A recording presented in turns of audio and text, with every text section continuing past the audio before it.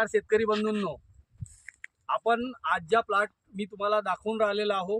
हा प्लॉट सदाबहार पेरू या याचा आहे। या पेरूची जी लागवड आहे हे 6x1 वरती केलेली असून तुम्हाला ही लागवड 1 फुटावर भलाई दिसून राहिलेली आहे, परंतु ही 6x4 वरती तुम्हाला कशा पद्धतीने येणार याचं मी तुम्हाला थोडंसं डिस्क्रिप्शन सांगतो। हे बघा, हा एक पेरूच्या कलमेची जी लागवड आपण केलेली आहे, या दोन्ही पेरूमधलं जे अंतर आहे हे 1 फुटाचं आहे, परंतु या पहिले जे कलम आहे हे तुम्हाला 4 फुटावरती कसं हे येईल पहा। याची जे पहिली ब्रँचिंग आहे हे इकडे